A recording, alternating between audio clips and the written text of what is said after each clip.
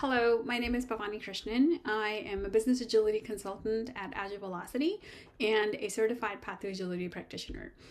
Today, we are going to look at prioritize within the continuous improvement wheel of path to agility. So once the assessment data has been analyzed, as you can see, we start with assess and then we move to analyze. Once the data has been analyzed, the next step is to prioritize. This is where we move from insight to focus, because no organization can improve everything at once. And if they try to do so, it usually creates noise instead of progress, and we know that. So in Path to Agility, prioritization helps leaders decide which capabilities matter most right now based on the business outcomes they are trying to improve. So rather than launching broad improvement efforts everywhere, the organization can concentrate on the few areas that will create the greatest impact.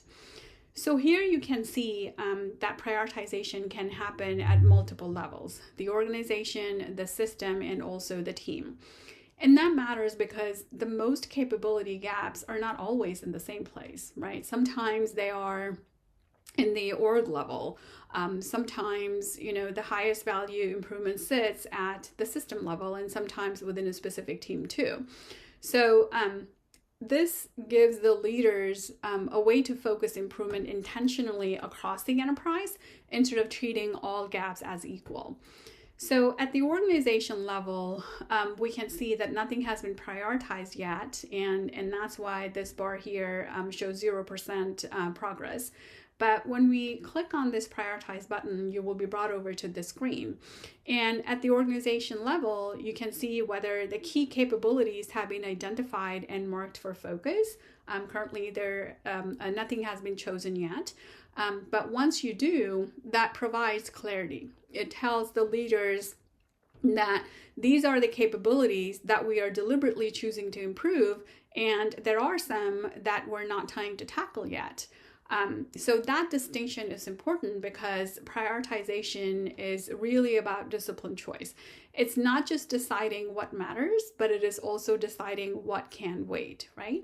So in this screen, when you come, you can actually choose the priorities. And right now, let's say I want to choose urgency to change, org vision, and org objectives. So as you can see, there is a P2A index.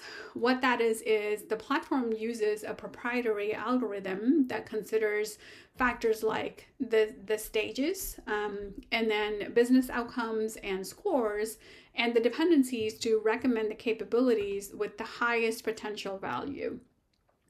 So that helps guide leaders toward the most strategic choices rather than relying only on instinct.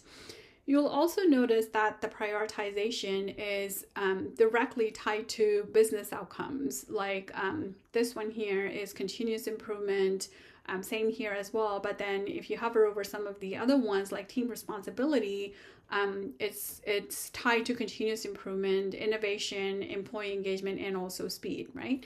So the connection is critical because it ensures that improvement work is linked back to the results the organization actually wants to achieve. So once I have decided these are the 3 capabilities that I want to prioritize at the org level, I will hit save. And then we will be brought back to the main screen, and you see that 33% has been prioritized.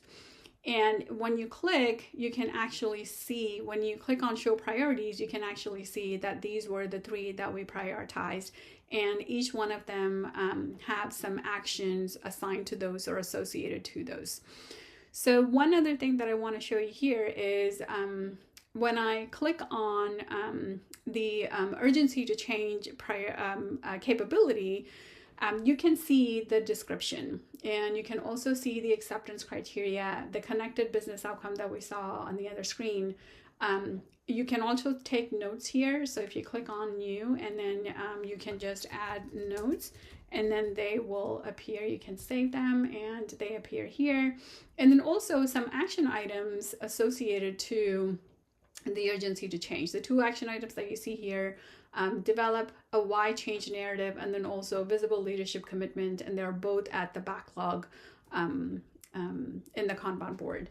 The other thing also is there are some recommendations that we have added in the tool. You can add your own, but there are some recommended actions available to you out of the box, and you can choose to add them or you can choose to create your own action.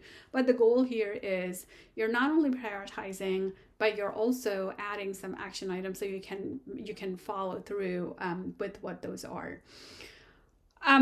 So this prioritization, makes this makes prioritization much more than selecting a label, right? It gives the organization a shared understanding of what good looks like and what needs to be true for improvement to happen. And you do the same at the system and the team level as well. So for example, I can choose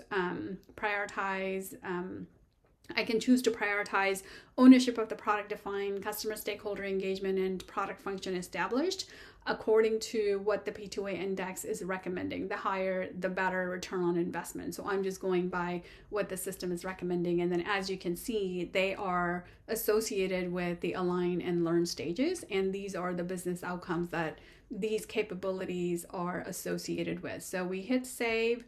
And we come back here and you can see what those capabilities are that are prioritized. And then the same at the team level as well. Just any one of those. Well, I don't want to use these because there's no score here, but we'll do this just for the sake of it. And then you come back here now. All three levels have priorities or prioritized capabilities. So it's showing that it is 100% prioritized, right? So again, prioritize is really the decision point in the wheel. It turns analysis into clear focus, aligns improvement work to business outcomes, and helps the organization commit to the few capabilities that will matter most. And that's the key. Hope this was helpful. Thank you.